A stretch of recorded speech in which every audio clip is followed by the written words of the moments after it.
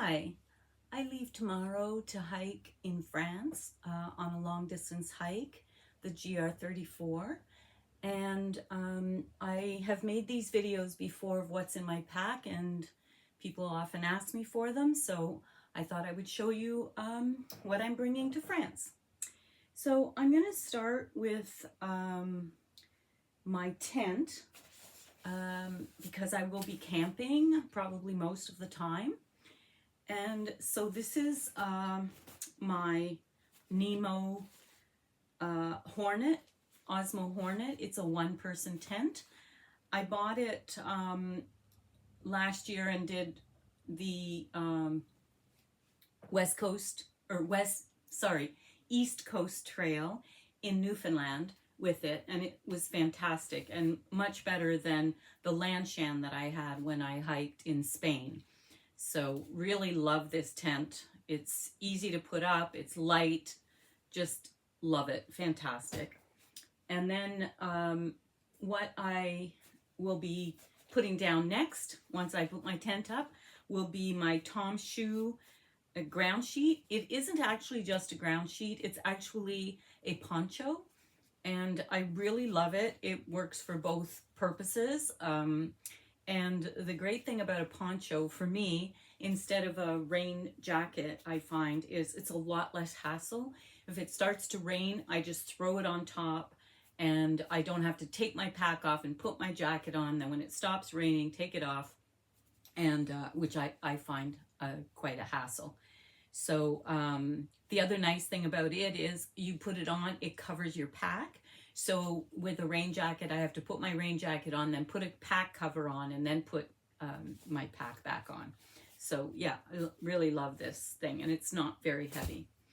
And I have a treat this time because in the past I usually sleep with, it's like a corrugated foam pad, and which I still love and I will probably still use sometimes. But they're a hassle if I'm traveling far, like to Europe, and I wanted something better. And I was looking at this, and I had a birthday recently, and my husband bought me this Trekology Aluft UL80 Ultra Light Sleeping Pad, and it's fantastic. It's light and it'll keep me off the ground, which gives me some insulation, much more so than the other foam pads. When I went to Spain, I couldn't take the foam pad, and I ended up buying a like a yoga mat when I was there. And seriously, not that's not good enough for sleeping. One of the dilemmas I have right now is I'm looking at the weather, and it seems like it's going to be warm, but I hate to be cold at night. So this is my favorite sleeping bag. It's fantastic. It's a Teton Sports Trailhead, and it's good for cold weather. I've really never had a problem with it, and even when it was quite cold, and it has like a hood and everything. It's fantastic, so comfy, but it's light, but it is bulky. So I'm not sure yet. I'm going to keep an eye on the weather, and if I think I can do it, I will take this one, which is like a summer sleeping bag. It weighs nothing, but it's not very warm. So the nice thing about it is it doesn't take up much room, comparatively speaking. So yeah, so those are those two things. And what else? So I will be carrying my trekking poles, and I'll put those in my pack, which is here, and I'll talk about it last. I'm always a little concerned that they won't make it through security, and I've heard stories on both sides. And in the past, I have usually bought new poles where I went, which is kind of ridiculous because apparently I've been able to bring them back. So now I have like 3 sets of poles. So I'm hoping that they will let these through. They're very light, and yeah, so, and you know, collapsible, as you see. The other things I bring, a micro fiber towel, weighs nothing. Well, doesn't weigh nothing, but almost nothing. and so I do need that. These are my rain pants, and I do need those if I bring the poncho, because if it's really windy, the rain gets underneath, you know, a little bit and your legs get wet. So also quite light. And my Everbeam, which I love, is my headlamp, and it is rechargeable. So yeah, that's really good. And this is my clothing. I don't take much clothes. What I'll be wearing, which I will hike in and travel in. And then I have leggings and a separate shirt for sleeping, and a couple of pairs of socks. And I usually use the toe socks, Injinji toe socks, which I think are fantastic, by the way. I never, ever, ever get blisters. And I've done, you know, thousands of miles without any issues. So this is everything for 1 month. And yeah, and I really never have a problem with that.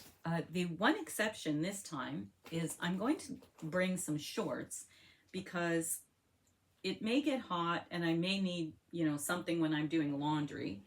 And I kind of had this great idea because I like to embroider, and I often, or I have in the past, brought like a very small hoop and embroidered. It's good if I, for example, if, you know, I get injured and I have to take a day off, or the weather's really bad and I'm stuck in a storm in my tent, gives me something to do, and at the airport.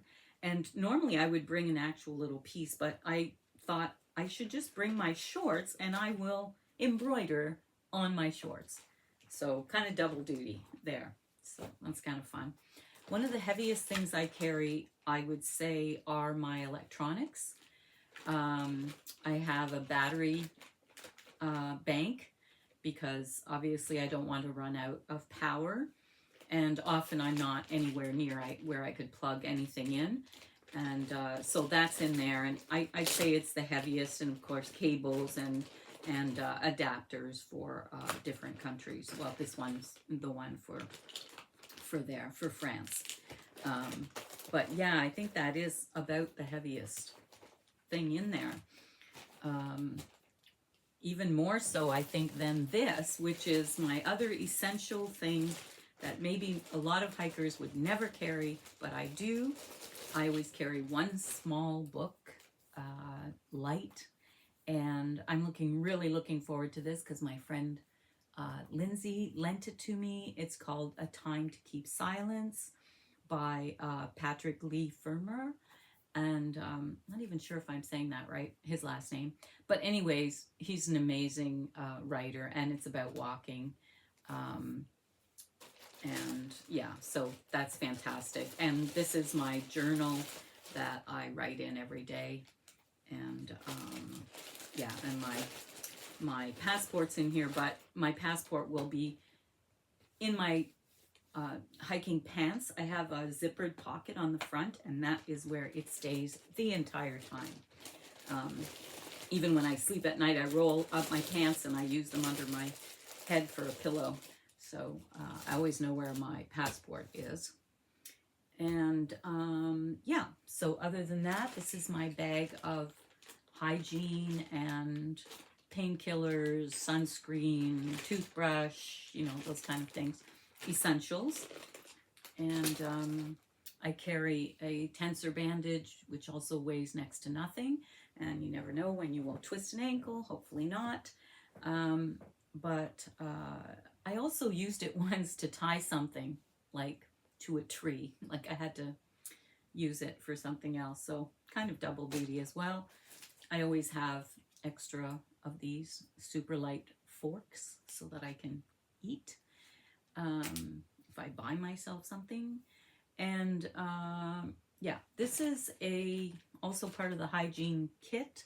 It's a trowel to dig a cat hole, and I have these these are actually really awesome. I got them for the last couple of hikes. They're little pieces of compressed towel, I guess. You put just a drop of water in it and you can use it to wash up. And I have hand sanitizer and this, so you know that's what that's for. I also have extra, I carry a spare pair of eyeglasses because I need them to see far away, and switch shoes out for at night at camp, and this is a coastal walk, so you know I might need those on the beach if I'm not barefoot. And then I have this little pack which just folds up, super small and weighs nothing. And this is a pack I would use if, let's say, I'm, you know, near a town and I'm camping and I'll leave my stuff in my tent, but I don't want to carry my whole bag. So, and it's good for like getting groceries and that kind of thing. It's been sewn a number of times.